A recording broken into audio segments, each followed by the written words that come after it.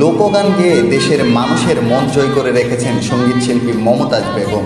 দীর্ঘ 4 দশকেরও বেশি সময়ের ক্যারিয়ারে তিনি উপহার দিয়েছেন অসংখ্য জনপ্রিয় গান। তবে আওয়ামী লীগের রাজনীতিতে যুক্ত থাকার কারণে বিতর্কিতও হয়েছেন। আওয়ামী লীগের সংরক্ষিত নারী আসন থেকে সংসদ সদস্য হয়েছেন। এরপর দলটির মনোনয়ন পেয়ে সরাসরি নির্বাচনেও অংশগ্রহণ করেছেন এবং তিনি জিতেছেনও। তবে আওয়ামী লীগের পতনের সঙ্গে সঙ্গে মমতাজও যেন উধাও, কোনো খোঁজ খবর নেই।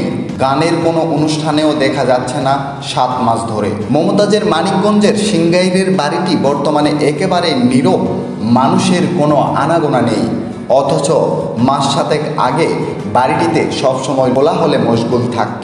মমতাজের অনুপস্থিতিতে তার বাড়িটি যেন পতিত অবস্থায় রয়েছে। এদিকে ফোন নম্বর থেকে শুরু করে ফেসবুক, মেসেঞ্জার, ভাইবার ও হোয়াটসঅ্যাপে পাওয়া যাচ্ছে না তাকে। একটি সময় এসবে বেশ সক্রিয় থাকতেন তিনি। গত সেপ্টেম্বরে সর্বশেষ মমতাজ ফেসবুকে সক্রিয় ছিলেন। সে সময় মেয়ের সঙ্গে একটি ভিডিও শেয়ার করেন। সেই ভিডিওতে মমতাজ তার মায়ের কথা বলে কেঁদেছেন। সংসদ নির্বাচনে পরাজিত হওয়ার পর উপজেলা আওয়ামী লীগের রাজনীতিতে খুব একটা সক্রিয় দেখা যায়নি তাকে। তবে গানে ব্যস্ত ছিলেন মমতাজ।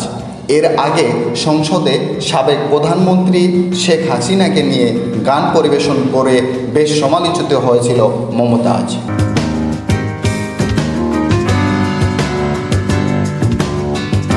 জাকির হোসেন, দৈনিক সূর্যোদয়।